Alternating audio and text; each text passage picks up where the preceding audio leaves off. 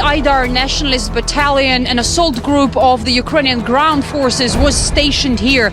They turned this former sausage production facility into their base. You can see it's very well fortified. And I say notorious because Amnesty International and the OSCE repeatedly reported numerous human rights violations by the members of this group, and UN has reported dozens of criminal investigations into their activities with charges including abduction, kidnapping, brutal behavior, sexual violence. And these people were Kiev's official representatives on the ground. We are the first journalists entering this base. This place looks like a real fortress. But Aidar didn't have a chance to test it.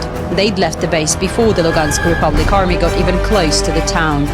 This is where Aidar members were sleeping, and we can see it's burned here. We were told that this is what they did while leaving, not to leave behind any proof of their activity. And we cannot go any further because we were told again that it could be mined.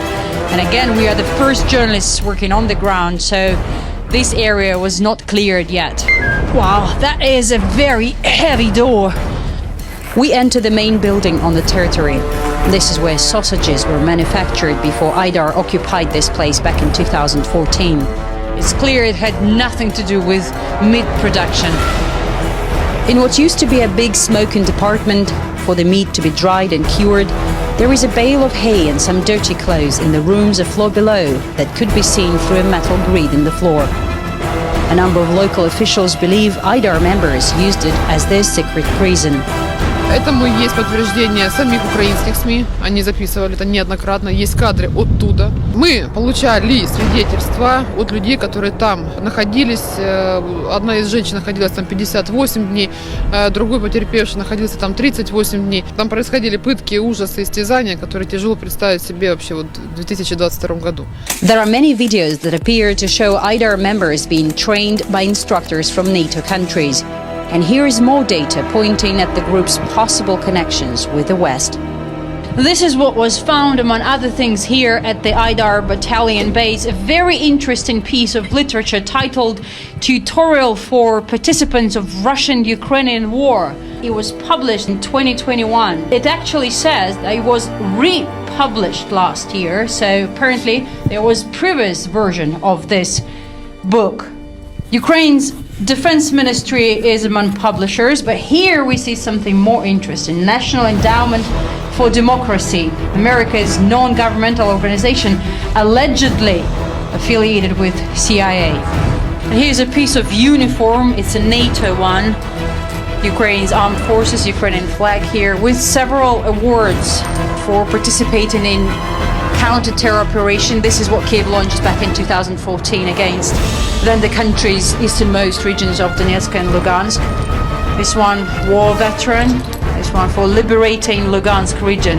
The Aidar Battalion is famous for glorifying neo-Nazi ideas and wearing Nazi symbols. Locals complain they were terrorized by members of this group. Well, those brave enough who have spoken out, most still are afraid and prefer to keep silent. We found one resident willing to speak, but it still took some time to convince her. Nina Mikhailovna lives next door to Aidar Battalion member. Actually, they share this backyard. Before, she complained about her neighbor and we came to talk to her. We want to hear her story about why she was not happy. Він мене оскорбляв, систематически оскорбляв. Забрав мою часть, половину землі, він поставив свою саму стіну. Ви представляєте, постійно він мені угрожав, це ідіота кусок. Nina's neighbor wasn't home. His door is broken. And even though Aidar members left this town, their story here is far from over. Aidar is banned in Russia like the Taliban or ISIS. Ironically, official Kiev has never denied their criminal activity. The country's legal authorities have documented over 30 crimes committed by this group. But what's interesting, no case was ever opened. And this is something the officials from the Lugansk Republic say they are going to immediately do as soon as this area is cleared from mines and they are able to come to the scene to investigate.